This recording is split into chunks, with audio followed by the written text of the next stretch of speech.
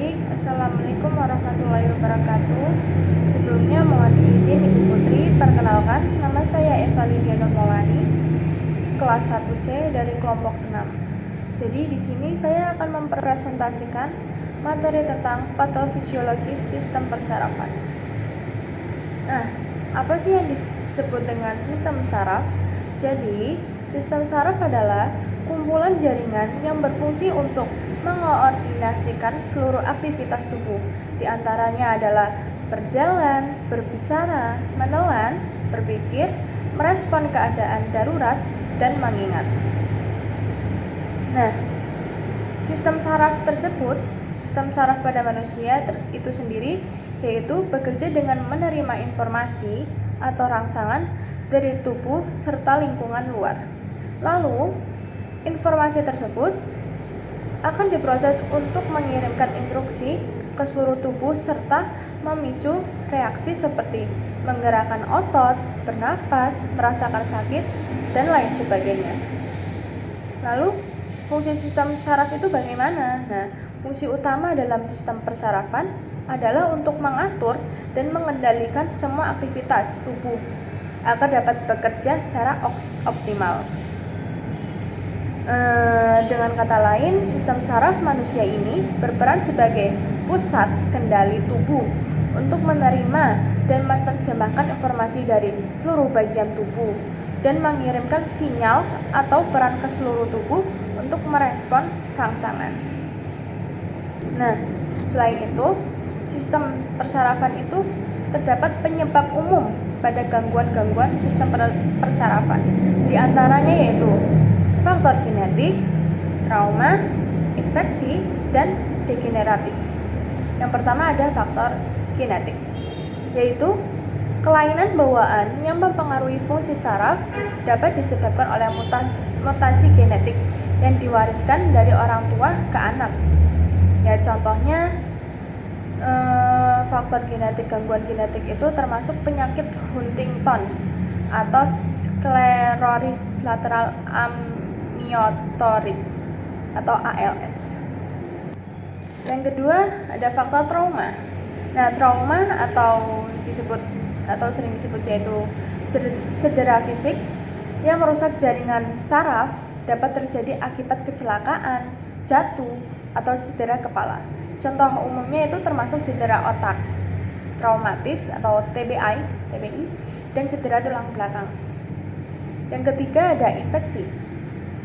Infeksi bakteri atau virus yang menyerang sistem saraf dapat menyebabkan kondisi seperti meningitis atau peradangan selaput otak, encephalitis atau peradangan otak, dan abses otak.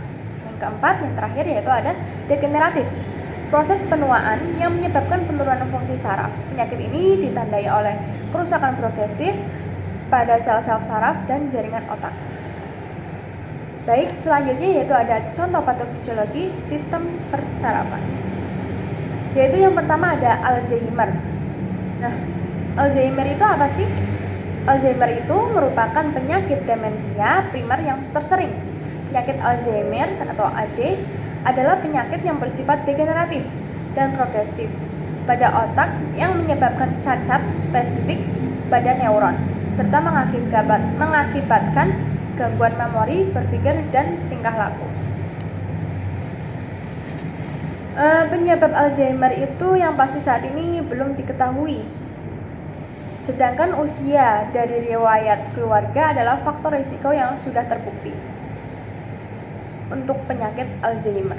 Nah, jika anggota keluarga ada yang menderita penyakit ini, maka diklarifikasikan sebagai familiar atau Alzheimer disease familiar (FAD). Penyakit Alzheimer yang timbul tanpa diketahui ada riwayat familiarnya disebut sporade atau Alzheimer disease sporadic atau ADS. Nah, Alzheimer tersendiri terdapat tanda dan gejala-gejalanya, yaitu yang pertama ada kehilangan daya ingat atau memori, yang kedua kesulitan melakukan aktivitas rutin yang biasa, maksudnya seperti tidak tahu bagaimana cara membuka baju atau tidak tahu urutan-urutan menyiapkan makanan. Yang ketiga ada kesulitan berbahasa atau berbicara. Yang keempat disorientasi waktu dan tempat.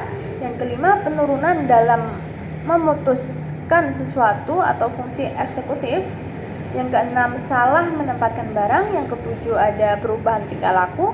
Yang kedelapan perubahan perilaku. Dan kesembilan adalah kehilangan. Lalu setelah Alzheimer itu yang kedua ada Parkinson.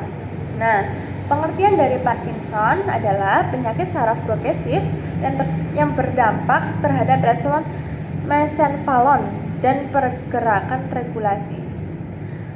Penyebab Parkinson tersebut tidak diketahui atau belum diketahui, tetapi terlihat pada usia lanjut. Kondisi ini menyertai keracunan, toksisitas atau mangan, karbon monoksida, hipoksia, dan dapat akibat pengaruh otak. Nah, gejala Parkinson sendiri itu ada yang satu ada bradykinesia atau pergerakan lambat, hilang secara spontan. Yang kedua ada tremor yang menetap tindakan dan pergerakan yang tidak terkontrol. Yang ketiga ada gangguan saraf otonom atau sulit tidur, berkeringat, hipotensi, ortostatik. Yang keempat depresi demensia. Yang kelima wajah seperti topeng. Lalu selanjutnya yang ketiga ada Bell's palsy. Bell's palsy tersendiri adalah kelumpuhan fasialis type lower motor neuron akibat paralisis nervus basal peripher yang terjadi secara akut dan penyebabnya tidak diketahui atau idiopatik di luar sistem saraf pusat tanpa disertai adanya penyakit neurologis lainnya. Nah, penyebab Bell's palsy sendiri penyebabnya yaitu adalah virus. Para ahli itu menyebutkan bahwa Bell's palsy ini terjadi proses inflamasi akut pada nervus facialis di daerah tulang temporal di sekitar foramen stylomastoidus. Bell's palsy hampir selalu terjadi secara unilateral, namun demikian dalam jarak waktu 1 minggu atau lebih dapat terjadi paralisis bilateral. Gejala Bell's palsy sendiri yaitu satu, awalnya penderita merasakan adanya kelainan di mulut pada saat bangun tidur, menggosok gigi atau berkumur minum atau berbicara. Yang kedua ada mulut tanpa moncong, terlebih pada saat meringis. Yang keempat, waktu penderita disuruh menutup kelopak matanya, maka bola mata tampak berputar ke atas atau tanda Bell.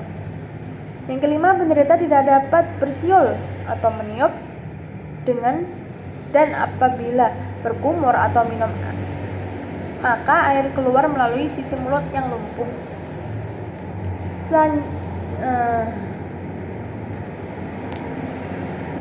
Selanjutnya ada multiple sclerosis. Ini adalah penyakit degenerasi sistem saraf pusat atau SSP kronis yang meliputi kerusakan myelin, material lemak, dan protein dari selaput saraf. Penyebab dari multiple sclerosis tersendiri yaitu satu, gangguan autoimun, maksudnya kemungkinan dirangsang atau infeksi virus, kelainan pada unsur pokok lipid myelin. Yang ketiga yaitu racun yang beredar dalam CSF4, infeksi virus pada SSP, morbid distemper. Tanda dan gejala multiple sclerosis sendiri yaitu yang pertama ada kelelahan, kehilangan keseimbangan, lelah, kebas, kesemutan, kerusakan koordinasi, gangguan penglihatan, diplopia, buta, parsial atau total. Kelemahan ekstremitas patik dan kehilangan refleks abdomen, depresi, apaksia. Ya, mungkin cukup sekian presentasi dari saya. Mohon maaf Ibu, kemarin saya tidak berangkat, izin. Banyak kurang lebihnya saya minta maaf yang sebesar-besarnya Ibu. Terima kasih. Wassalamualaikum warahmatullahi wabarakatuh.